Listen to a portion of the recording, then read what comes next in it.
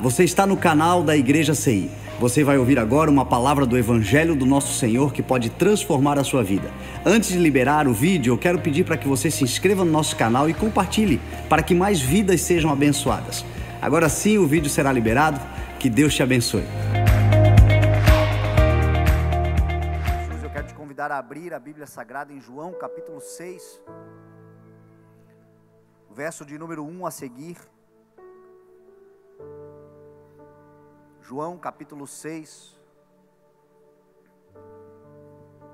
um texto muito conhecido.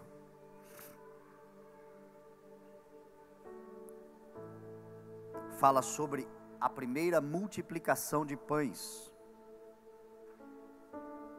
Diz assim o verso 1: Algum tempo depois, Jesus partiu para outra margem do mar da Galileia, ou seja, o mar de Tiberíades, e grande multidão continuava a segui-lo, porque vira os sinais milagrosos que ele tinha realizado nos doentes. Então Jesus subiu ao monte e sentou-se com seus discípulos. Estava próxima a festa judaica da Páscoa. Levantando os olhos e vendo a grande multidão que se aproximava, Jesus disse a Filipe: Onde compraremos pão para esse povo comer?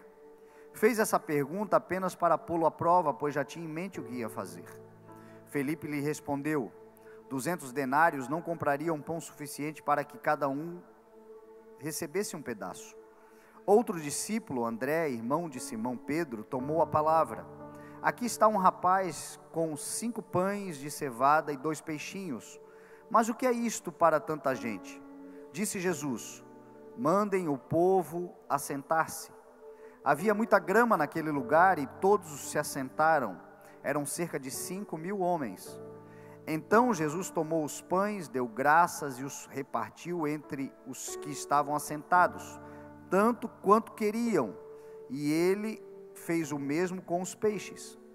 Depois que todos receberam o suficiente para comer, disse aos seus discípulos: Ajuntem os pedaços que sobraram, que nada seja desperdiçado. Então eles ajuntaram e encheram 12 cestos com os pedaços de 5 pães de cevada, deixados por aqueles que tinham comido. Depois de ver o sinal milagroso que Jesus tinha realizado, o povo começou a dizer: Sim, sem dúvida este é um profeta que devia vir ao mundo. Sabendo Jesus que pretendiam proclamar o rei à força, retirou-se novamente sozinho para um monte. Amém?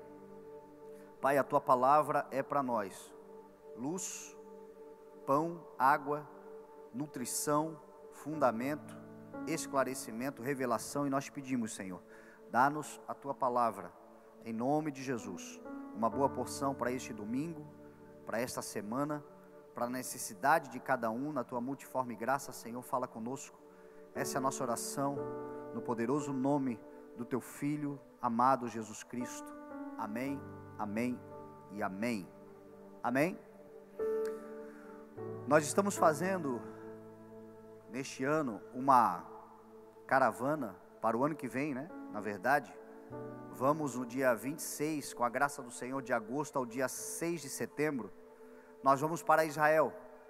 E graças a Deus a caravana já está praticamente esgotada, os lugares, né? Temos ainda 4 vagas. E lá nós vamos conhecer em loco a terra de Israel, e vamos caminhar sobre a terra de Israel, e vamos viver uma experiência que eu sempre falo quando eu tenho a oportunidade de falar, que a Bíblia Sagrada ela é muito geográfica. Existem muitas coisas na palavra de Deus que nós, ao lermos, está falando de geografia, está falando de território, está falando de um ambiente, e a gente conhece o texto, a gente aprende sobre o texto, a gente extrai do texto revelação do Senhor, a gente contextualiza e aplica para a nossa vida, mas muitas coisas que aconteceram ali têm de fato um significado geográfico, territorial, e que se nós tivermos a oportunidade de conhecer, abre-se ainda mais o entendimento.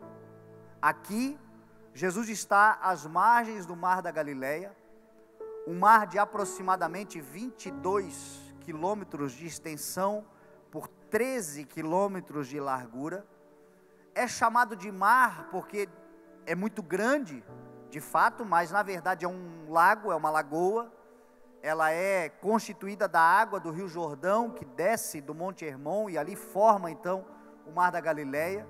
É um mar com muita vida, é um lago chamado Lago de Genezaré, ou Mar de Tiberíades, também conhecido, com muita vida pulsando. Quando a gente vai no Mar da Galileia, nós temos a experiência de navegar nele ou andar às margens, vemos muitas qualidades de peixes, de seres vivos dentro do mar, por conta da claridade da água, a beleza daquele lugar. Então você vê muitos peixes passando de todas as cores, é muita vida pulsando, e em torno do Mar da Galileia há um ambiente de montanhas, as colinas de Golã, os montes à volta, algumas margens e algumas cidades que nos tempos de Jesus já existiam e ainda hoje existem, como Cafarnaum, como Tiberíades, como Betsaida, como Magdala. Nós vamos inclusive visitar essas cidades, elas existem até hoje,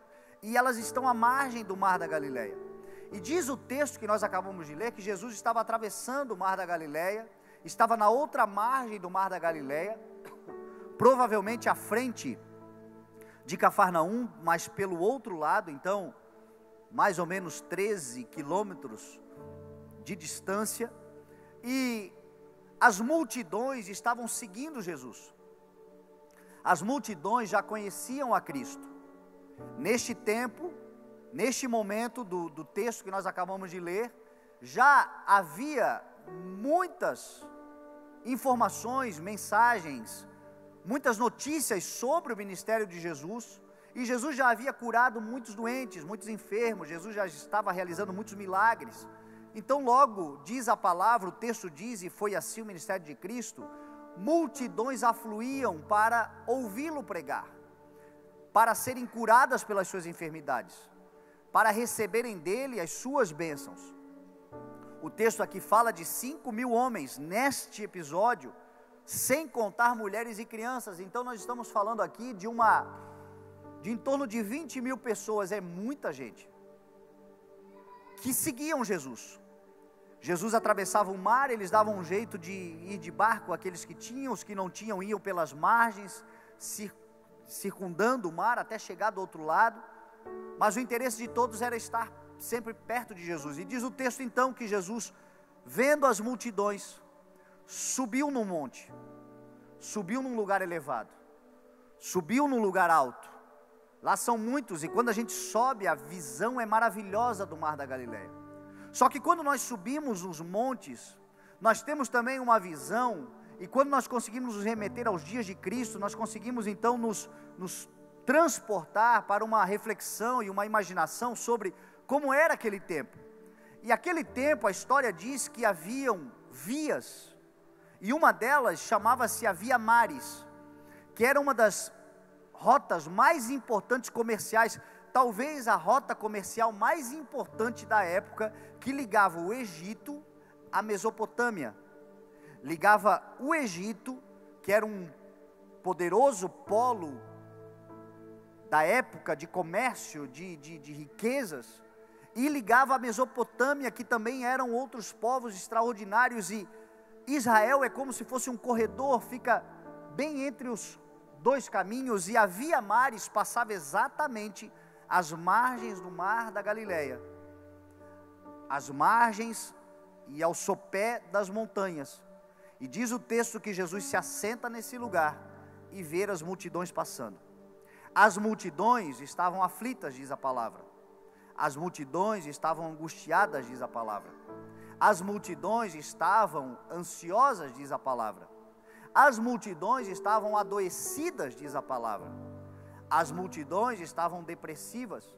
As multidões refletiam aquela época, o que as multidões de hoje refletem a todos nós. O mundo está adoecido. As pessoas estão amarguradas. As pessoas estão sem esperança. As pessoas estão aflitas. O mundo como existe, o sistema mundano como é, nós percebemos nitidamente a doença da alma, A doença que da alma reflete no organismo. Nós vemos isto. Nós que somos filhos de Deus, igreja do Senhor, conhecedores de muitas coisas, mas no meio de uma geração assim, sofremos muitas vezes as consequências disso. Sofremos muitas vezes o que isto provoca no mundo, de certa forma nos atinge. Nós que temos a palavra, eventualmente estamos lutando contra a desesperança, contra o desânimo, porque a gente liga o jornal e o que a gente vê? A gente olha muitas vezes para a nossa família e vemos na nossa família tragédias, problemas, doenças. O que a gente sente? Às vezes até mesmo no ambiente de fé, de igreja, de comunhão, nós vemos ataques de uma cultura mundana, de angústia, de ansiedade. Às vezes nós estamos lutando contra isto, e Jesus naquele tempo já percebia naquele povo o que percebe em nós hoje. O ser humano desde Adão é o mesmo. O ser humano desde a sua queda lá no Éden, ele é o mesmo.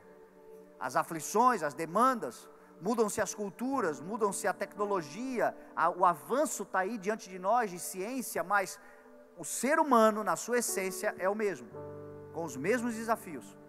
E Jesus assentado num alto monte, percebendo as aflições, percebendo as angústias, se assenta hoje num alto trono e percebe as nossas aflições, e percebe as nossas angústias.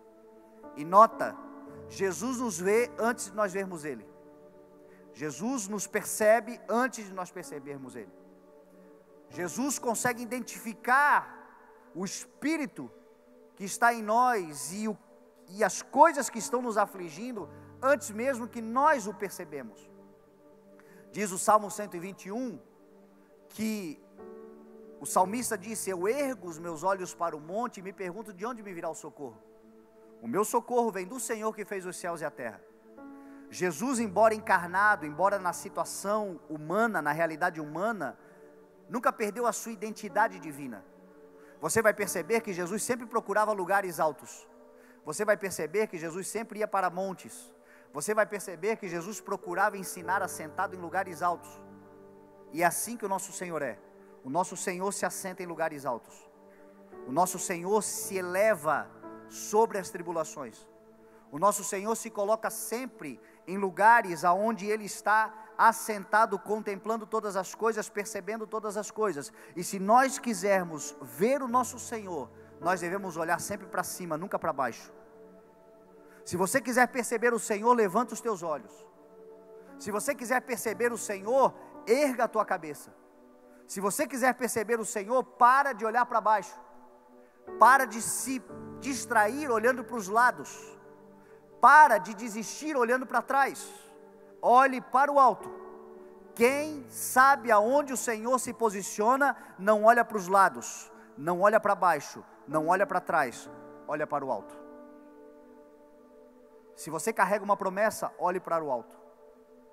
Se você tem uma esperança, olhe para cima. Se você faz uma oração, olha para o alto. Se você aguarda uma promessa, espere do alto. Olhe fixamente para o que está diante de mim. Disse Paulo: agora eu me esqueço das coisas que ficaram para trás e avanço para as que estão adiante de mim. Prossigo para o alvo. A nossa caminhada para o alvo não é uma caminhada na horizontal, é uma caminhada na vertical. Nós caminhamos como quem caminha subindo uma montanha. Nós caminhamos como quem caminha subindo para o alto, subindo adiante, acima, um lugar elevado. Existem 15 salmos de peregrinação na Bíblia. Salmo de número 111, se eu não me engano, 112, até o 126, 127. Ali são os salmos de peregrinação, ou também chamados salmos dos degraus, ou também chamados de cânticos de subida. O Salmo 121, inclusive, que diz: eleva os meus olhos para o monte, faz parte desse conjunto de salmos chamados Cânticos dos Degraus ou Cânticos da Subida. Por quê? Porque quando nós formos a Israel, nós vamos perceber que Jerusalém é uma cidade edificada sobre montanhas. Jerusalém é uma cidade que fica num platô, no alto, num planalto, no alto das montanhas da Judeia. Todo Israel, ou todo o povo judeu, ou até mesmo os povos judeus que habitavam em outras nações, eles tinham o hábito de ir a Jerusalém sacrificar uma vez por ano, ter o encontro com Deus, porque o templo do Senhor ficava em Jerusalém. E eles então iam caminhando para o templo do Senhor em Jerusalém, na cidade que já fica no alto, no Monte Moriá, que é uma montanha em cima da cidade, aonde o templo se colocava, e eles então iam cantando os cânticos da subida, porque eles subiam até Jerusalém. Diz a palavra que uma Jerusalém celestial está para ser colocada sobre a terra. Uma Jerusalém celestial descerá do alto, mas essa Jerusalém celestial que descerá do alto nos levará para um lugar também alto, porque nós subiremos até ela, nós viveremos nela, o Senhor se assentará nela e o Senhor governará a partir dela. Por isso não ande mais distraído olhando para os lados, não ande mais distraído olhando para baixo, não ande mais recuando olhando para trás, olhe para o alto. A tua promessa sempre vem de cima. Quanta gente a gente conhece que está distraído. Olha Pedro andando por cima das águas. Jesus, depois desse episódio aqui da multiplicação dos pães, diz a palavra que mandou os seus discípulos e insistiu com eles para que eles fossem para o outro lado, para que eles fossem para Cafarnaum. E eles foram, e Jesus foi para um monte orar. Jesus foi para um lugar alto buscar a presença do Pai, e lá daquele lugar alto ele olhava para os discípulos que agora no meio do mar estavam sendo fustigados pelas ondas. Falei aqui no momento da ministração, o mar estava revolto, o barco estava na cabeça deles afundando, e Jesus estava olhando eles, diz o texto. Jesus estava percebendo eles, alta madrugada Jesus vai até eles, e Jesus vai por onde? Pelo fundo do mar? Não, Jesus vai por cima das águas. E por cima das águas Jesus olha para Pedro e diz: Pedro, venha, porque Pedro disse: és tu mesmo? Mande-me ir até o Senhor. E Jesus disse: venha, Pedro. E Pedro foi, e Pedro começou a andar por onde? Por baixo da água? Não, por cima das águas, por cima daquilo que era tribulação, no lugar elevado, em lugares altos. Os filhos de Deus, diz a palavra, são como candeia acesa, que é como uma cidade edificada sobre montanha. Filhos de Deus não andam se vangloriando, mas andam em lugares altos. É uma questão de estado de espírito, é uma questão de consciência, é uma questão não de autopromoção, não de elevação do ego, não de presunção ou prepotência, mas é um lugar de consciência plena. Você e eu já estamos com o Senhor em lugares altos. Efésios 2:6 diz que o Senhor, o Deus que nos ressuscitou com Cristo, também nos fez se assentar com Ele nas regiões celestiais em Cristo Jesus. Onde é que você está assentado? Nas regiões celestiais em Cristo Jesus. Essa consciência precisa estar em você, senão você vai viver uma vida de autocomiseração, senão você vai viver uma vida de vitimismo, senão você vai viver uma vida de pensar que foi preterido, senão você vai ter sempre uma imaginação distorcida ao teu respeito. Você viu o testemunho que nós acabamos de ouvir? Você lembra do testemunho? O pensamento era de derrota, o pensamento era de acaso, o pensamento era que a sua vida era um acidente, mas um dia leu a palavra, e a palavra diz: antes de formá-lo já te escolhi. Aonde? O Senhor nos forma no ventre, mas nos escolhe aonde? Lá, ó. Por isso que céu não é destino, céu é origem. Você veio de lá, você vai voltar para lá. A tua essência é lá. O Senhor que te escolheu lá. O Senhor que planejou lá. Por isso que Ele diz: os meus planos, os meus pensamentos são mais altos, são mais elevados. Então está na hora de você se assentar com o Senhor nesse lugar, porque Deus que ressuscitou Cristo também te fez se assentar com Ele nas regiões celestiais. Jesus disse que aquele que vencer governará sentado com Ele em seu trono, assim como Ele venceu e assentado no trono do Pai está. Aonde está o trono do Senhor? Nos mais altos céus. Elevo os meus olhos para o monte e me pergunto de onde me virá o socorro. O meu socorro vem do Senhor que fez os céus e depois a terra. É nesse lugar de cidadania, neste lugar de herança, nesse lugar de filiação, conquistado por Jesus, para nós. Jesus se assenta nesse lugar. Diz o texto que ele estava sentado ali, e as multidões então estavam lá embaixo. E agora os seus discípulos estavam com ele. Os seus apóstolos, a quem ele havia escolhido, e eram mais do que 12, porque tinham muitos outros discípulos com ele. 12 eram chamados de apóstolos, mas tinham muitos outros. Tinha muitas mulheres que serviam, que seguiam Jesus.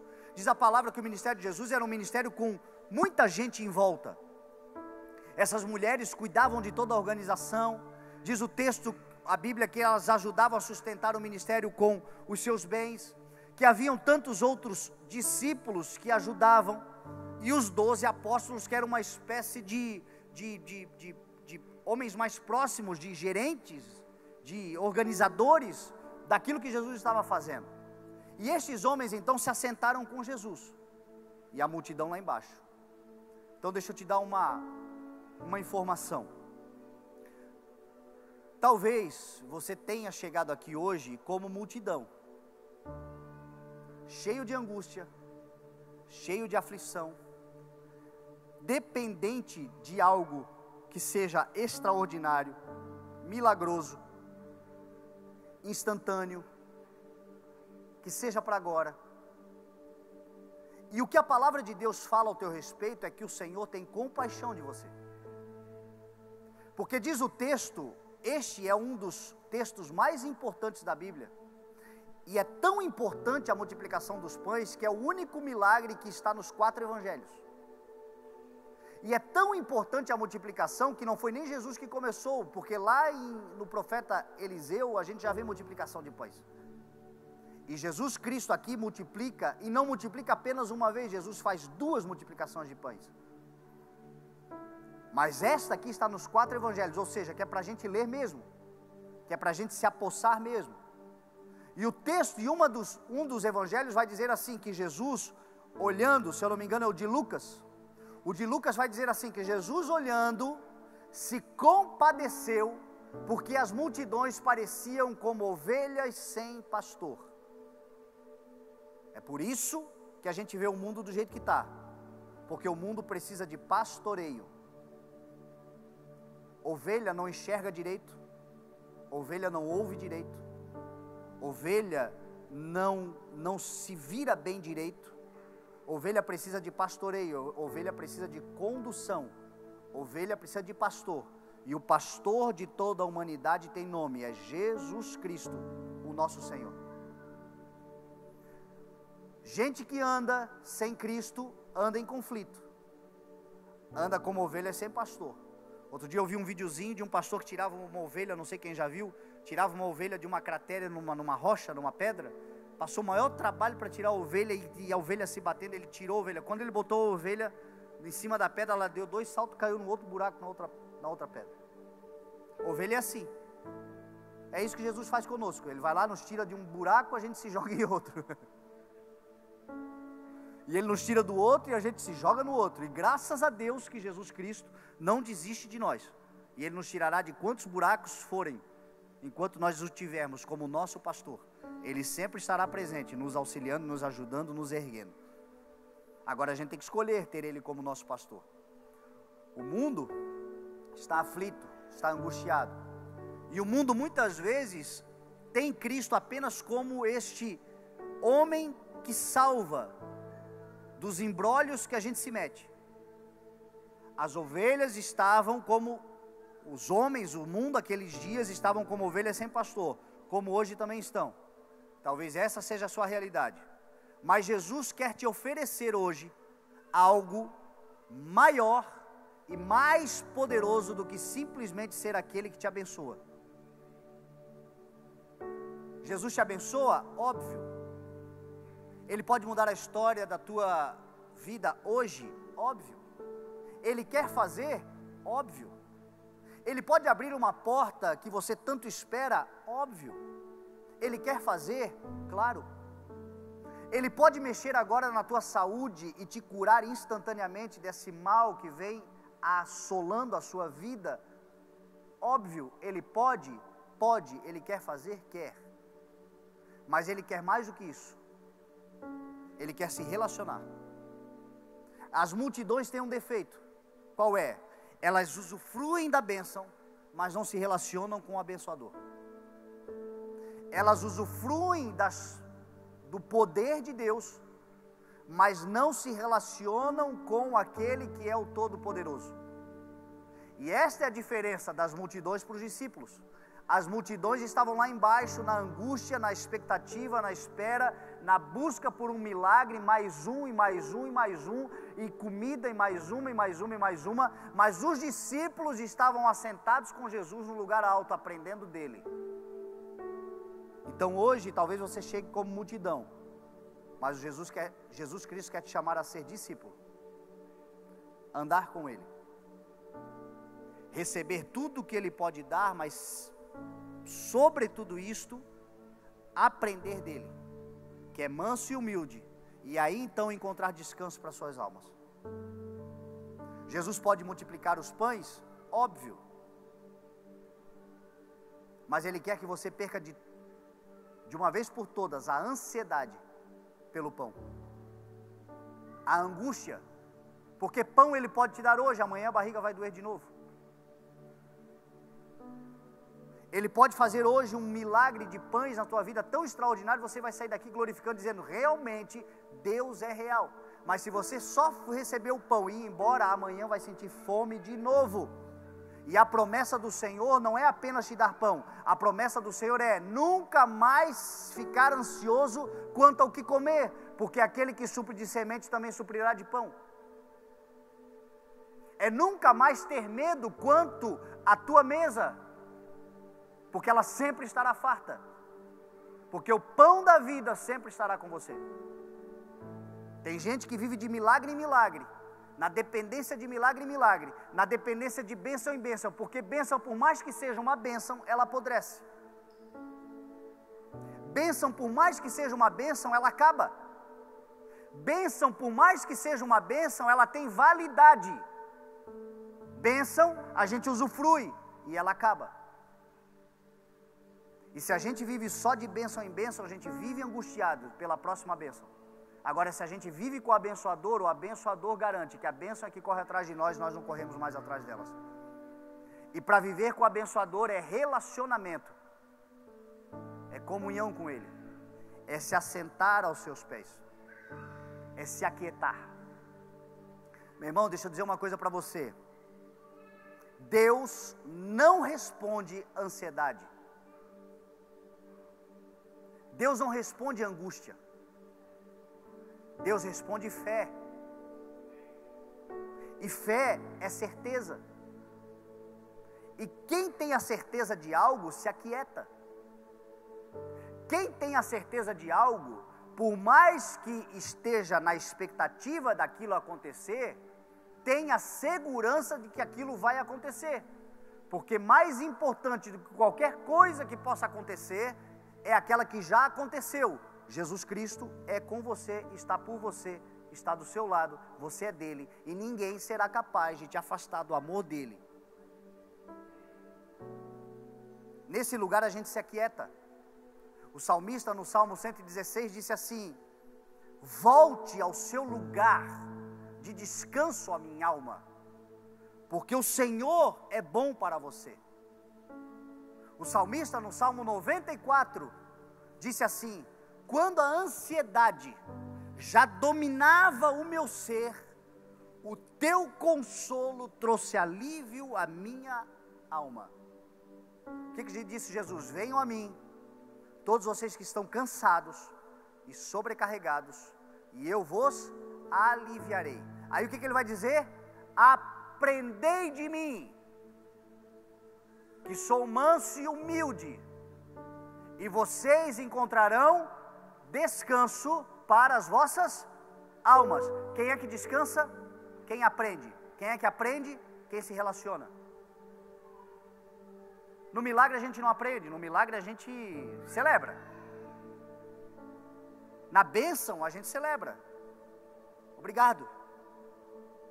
Mas a verdade é que aprende quem está com ele.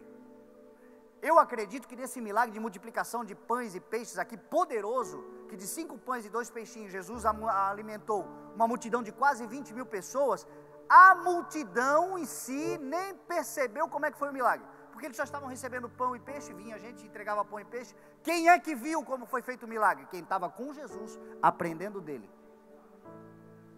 Esse aprendeu sobre o milagre, o outro só recebeu. Meu irmão, Jesus disse que no seu nome nós faremos também milagres. Então não se trata apenas de receber, se trata de aprender. Quem é que aprende? Quem se assenta, quem se aquieta. Os discípulos estavam sentados com Jesus, e até Jesus, na multidão, para fazer o milagre, disse: primeiro manda se assentar, primeiro manda se aquietar, primeiro manda apaziguar. A fome deixa todo mundo nervoso. O deserto, final do dia, depois de muito calor, vai esfriando muito. O povo estava ali há muito tempo. E Jesus diz assim: eu vou multiplicar mais, manda que o povo se assente. Manda o povo se aquietar. E esse é o conselho do Senhor para você hoje. Aquieta a tua alma, porque o Senhor é bom para você. Quando a ansiedade começar a te dominar no íntimo, lembre-se que o consolo do Senhor traz alívio para as nossas almas. A palavra do Senhor alivia e elimina a ansiedade. Tem uma psiquiatra muito conceituada no Brasil, que ela faz uma reflexão sobre ansiedade, depressão e estresse, que para mim é uma forma muito ilustrativa de nós entendermos. Ela diz que a ansiedade é o excesso de futuro. E a pessoa ansiosa é essa pessoa que ela está com um excesso de futuro, angustiada, porque o que será? O pão meu de amanhã, os negócios que eu vou fazer amanhã, a minha vida amanhã, a minha velhice, o que será de mim após a morte? A pessoa vive angustiada por conta de um excesso de futuro. Aqueles que estão em Cristo e se assentam do seu lado, descansam as suas almas da ansiedade, porque elas sabem qual será o seu futuro. O seu futuro será reinando com o Senhor por toda a eternidade. Isso descansa. Vai embora o medo da morte, vai embora o medo do amanhã, vai embora, porque você sabe que o teu futuro está garantido. Jesus na cruz do Calvário morreu para garantir o teu futuro. Então larga a ansiedade hoje. Quando a ansiedade começar a dominar o teu ser, lembre-se que a palavra do Senhor traz conforto para a tua alma, porque a palavra do Senhor diz que o teu futuro está garantido. Jesus garantiu na cruz do Calvário. E Jesus garantiu não só um futuro eterno de espiritualidade, Jesus garantiu também todos os seus dias, até que Ele volte. Ele disse: eu estarei com vocês, não tenham medo. Crente não deveria ter medo de mesa vazia. Crente não deveria ter medo de falta de mantimentos. Foi Jesus quem disse: não andem ansiosos. Não andem com expectativa demasiada sobre o futuro, quanto ao que comer, quanto ao que beber e quanto ao que vestir. A gente corre atrás de muitas coisas, a gente quer muitas coisas, mas o que a gente precisa mesmo? Não andem ansiosos quanto àquilo que é necessidade básica, aquilo que é essencial, aquilo que de fato traz a preservação da tua vida e da vida da tua família, aquilo que de fato te sustenta e te manterá todos os dias da sua vida, aquilo que de fato é provisão para cumprir plenamente o teu propósito. Não ande ansioso mais com isto, mas busque, pois, em primeiro lugar o reino de Deus e a sua justiça, e estas coisas vos serão acrescentadas. Ela fala sobre a depressão, que se a ansiedade é o excesso de futuro, a depressão é o excesso de passado. E normalmente uma pessoa está deprimida porque ela carrega traumas existenciais. Traumas que a gente sofre hoje, que talvez a gente nem perceba a intensidade desse trauma, mas lá na frente desencadeia uma depressão. Porque a gente vai carregando essas amarguras, a gente vai carregando esses entulhos, a gente vai carregando essas coisas. E aí lá na frente desencadeia-se uma depressão. E o que é isso? É o excesso de passado. E aí vem Jesus e diz assim: o passado de vocês também já foi resolvido. Nenhuma condenação mais há para aqueles que estão em Cristo Jesus, pois a lei do Espírito de vida me libertou da lei do pecado e da morte. Não existe mais dominação, não existe mais aflição condenatória, culpa, remorso. Sabe quem é que fica jogando na tua cara o teu passado? É o adversário da tua vida. Tem um amigo que diz assim: quando o diabo jogar na tua cara o teu passado, joga na cara dele o futuro dele. O teu passado está resolvido na cruz. O Senhor te libertou. O Senhor mudou a tua história. Ainda que você tenha um passado tenebroso, se você entregou a sua vida ao Senhor, ainda que você tenha tido um passado de aflições, de violências, de abusos, talvez de violações, o Senhor em Cristo Jesus faz novas todas as coisas. Então não é mais passado para você viver lá. Não ande mais angustiado pelo futuro, mas desfrute do Senhor a cada momento, o dia que é chamado hoje. Que dia é hoje? Que dia é hoje? Hoje é domingo. Então desfrute do domingo. Eu sei que amanhã tem coisas para fazer. Tem projetos para colocar em ordem. Tem desafios para vencer. Mas o amanhã está nas mãos do Senhor. O que você tem é o agora. E se você tem o agora, desfrute dele agora. Desfrute desse momento agora. Porque lá na UTI, dando os últimos suspiros de vida, você não vai ver ninguém dizendo: eu preciso de mais um minuto para comprar um carro novo, para fazer um negócio novo, para adquirir um bem novo. Não. O que você vai ver lá é o seguinte: eu queria mais um minuto para estar com quem de fato importa, para viver o hoje. Eu queria mais um minuto para viver esse minuto na integralidade.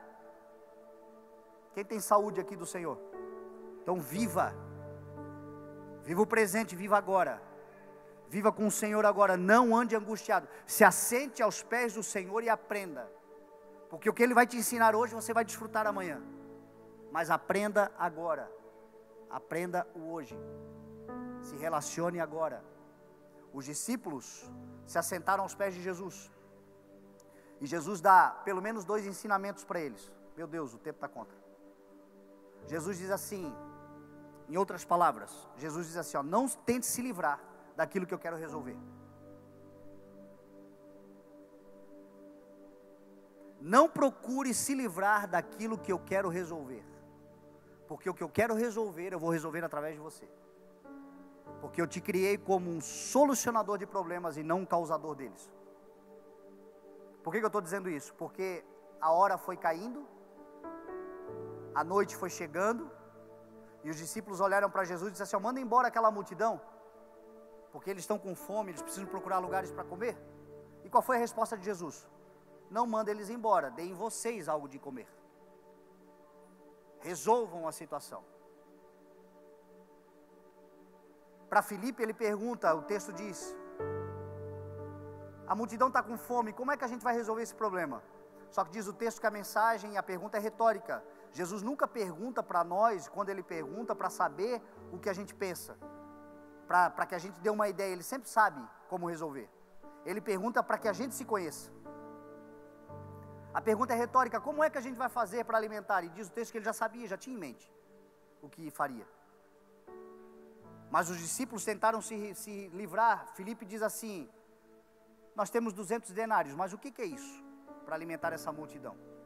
Aí vem André, irmão de Simão, e diz assim: tem um menino aqui com 5 pães e 2 peixes, mas o que é isso para alimentar uma multidão? Jesus diz assim: mande que se assente, e vocês vão dar de comer. Não se livrem daquilo que eu quero resolver. Como igreja, muitas vezes, a gente está se livrando de problemas que o Senhor quer que sejam solucionados. A gente está se livrando de gente que o Senhor quer contemplar. A gente está se livrando de situações ou querendo correr delas, quando o Senhor quer nos dar sabedoria, conhecimento e poder para solucioná-las. Tem muitos problemas que você está fugindo deles, e o Senhor está te dizendo a você que você tem capacidade para resolver. E a tua capacidade não é nada na tua mão, mas você poderá todas as coisas naquele que te fortalecerá. Porque é óbvio, para pensar, 20 mil pessoas e R$200 para alimentar, alimenta?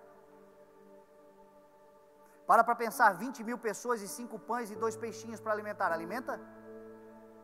Na nossa realidade humana não, mas nas mãos do Senhor todas as coisas são possíveis. E é por isso que a gente tem que aprender a pegar a nossa realidade atual e colocar integralmente na mão do Senhor. O Senhor não precisa do que você espera para fazer o que você espera. O Senhor precisa do que você tem para fazer o que você espera. É o que você tem, é como você está. Moisés tinha um cajado e o Senhor disse: o que você tem na mão? Um cajado. Joga no chão, uma vara. E ele jogou no chão e aquilo ali se tornou um instrumento ministerial poderoso. Davi, tentaram dar a ele a armadura de Saul e ele vestiu e não conseguiu andar, porque a armadura de Saul não cabe em Davi. O Senhor te fez com características próprias e espera que você use as tuas características para vencer os teus gigantes. As armas que você tem na mão, Davi tinha uma funda, e a funda foi suficiente para destruir o gigante. A viúva de Sarepta tinha um pouquinho de farinha e azeite na botija. E Elias disse a ela: o que você tem? Eu tenho só um pouco de azeite, eu vou fazer um pão e vou morrer com meu filho. Não, assim te diz o Senhor, disto aí vai comer tu e o teu filho até que volte a chover na terra. A viúva de Eliseu também: o meu servo, o teu servo morreu, e tudo que eu tenho é um pouco de azeite. E ele diz: agora vai então lá nos teus vizinhos e peça vasilha emprestada, porque é desse azeite que você vai pagar todas as suas dívidas e ainda vai viver com o que sobrar. O menino tinha só 5 pães e 2 peixes. Talvez isso seja a representação hoje da tua profissão, da tua empresa, dos negócios que você faz, do ministério que você tem. Você está tentando se livrar porque o que você tem é pouco para resolver. E o Senhor está dizendo: do que você tem eu vou fazer grandes coisas, se você colocar o que você tem na minha mão. Se você confiar que eu sou com você a partir de quem você é. Se você confiar que eu posso fazer coisas extraordinárias a partir do que você tem, desde que aquilo que você tenha esteja totalmente consagrado a mim. Diz a palavra: consagre tudo que você faz ao Senhor e os seus planos serão bem-sucedidos. O problema é que o tudo de muitos é pouco. E porque é pouco, você despreza. Você precisa conhecer o Deus que do nada fez tudo. Quanto mais desse pouco que você tem, a multiplicação que pode acontecer. Então eu quero te encorajar nessa manhã a você consagrar os teus planos ao Senhor e começar a executá-los a partir do que você tem. Eu sei que você espera mais do Senhor. Eu sei que você almeja chegar a lugares maiores e a necessidade sua é a de todos nós. Falta recurso para sonho, mas os grandes e poderosos sonhos foram realizados através de gente que pegou o pouco que tinha e começou a executar. Pegou o pouco que tinha, confiou em Deus e começou a trabalhar. Você pega gente que começou com uma empresinha de fundo de quintal. Essa semana eu estava vendo as empresas mais valiosas do mundo, entre elas está a Apple. Dá um Google lá depois e veja a sede da Apple quando começou, uma garagem de carro, com um sonhador que não tinha recurso, mas tinha uma ideia. E o pouco que tinha, fez. E hoje é uma das empresas mais valiosas do mundo. Meu irmão, quem nasce grande é monstro. O Senhor do pouco faz muito, se você confiar no Senhor. Esse negócio que você tem, o sonho que você tem, o recurso que você tem, nas tuas mãos, talvez te alimente por um tempo, mas amanhã a barriga vai doer. Esse menino com 5 pães e 2 peixinhos, dava para comer de ficar com a barriga cheia. mas no outro dia não teria o que comer. E diz a palavra que ele coloca na mão de Jesus, e Jesus apresenta ao Senhor. Jesus primeiro ora, Jesus consagra, e Jesus reparte. Você sabe que o generoso prosperará. Quem dá alívio aos outros, alívio receberá. Há quem dê generosamente e vê aumentar as suas riquezas. Outros retêm o que deveriam dar e caem na pobreza. Você sabe que para o Senhor te prosperar, talvez, o que está faltando é você vencer o espírito de avareza. É você olhar para pessoas da sua família, talvez que estejam em necessidade, e ajudá-los. Talvez um amigo que você pode não emprestar a juros, mas de fato doar, dar de presente alguma coisa. Um socorro que você pode dar. Talvez não seja dinheiro, talvez seja uma conexão. Você conhece alguém que pode resolver. E talvez o teu trabalho é só apresentar. Talvez você saiba como resolver. E o teu trabalho é só ter boa vontade. E talvez você esteja orando ao Senhor: Senhor, quando é que tu vai fazer por mim? O Senhor está dizendo: eu vou fazer por ti, quando você resolver o problema que você pode resolver. A palavra fala que aquele que semeia, colhe. É uma lei universal. Às vezes nós queremos uma grande colheita, e o Senhor está nos dando uma semente para semearmos. Uma semente que muitas vezes é desprezível, mas nela carrega potencial de vida. E você pode mudar a história de alguém, você pode ajudar alguém, você pode auxiliar alguém, você pode fazer algo que talvez para você seja simples. Mas não tem problema, faça. Porque o que Deus pode fazer na sua vida, para Ele é simples também. O que para você é extraordinário e grandioso, para o Senhor é simples. Para o Senhor é um estalar de dedos. Só que não se esqueça que aquilo que para você talvez hoje seja muito simples, é o extraordinário que alguém está orando. É o poderoso que alguém não tem. É a porta escancarada que alguém está esperando. O que para você é simples, para alguém pode ser a salvação. E o que o Senhor está ensinando? Faz o teu pouco. Consagra o teu pouco. Como é que a gente consagra? Jesus diz assim: ó, quando vocês fazem pelos menores, a mim vocês fazem. Hoje os teus 5 pães e 2 peixes, não dá para entregar fisicamente, diretamente na mão de Jesus. Pega aqui, Jesus, e faz. Só que Jesus diz que quando a gente faz pelos menores, a gente está fazendo por Ele, a gente está entregando na mão dEle. Quando a gente faz pelos necessitados, quando a gente faz pelos aflitos, quando a gente faz pelos angustiados, quando a gente faz por essa multidão que corre desesperada, quando a gente se doa, quando a gente se entrega, com pouco que a gente tem, aos nossos olhos, mas é o que a gente é. Deus começa a fazer milagres extraordinários. Diz o texto que todos comeram até se fartar. Todos comeram quanto quiseram comer. Porque esse é o nosso Deus, um Deus de abundância, um Deus de prosperidade, um Deus que transborda, um Deus que faz grandes coisas. A partir da hora que a gente se coloca integralmente na mão dEle, Ele é poderoso para fazer infinitamente mais, além do que pedimos ou pensamos.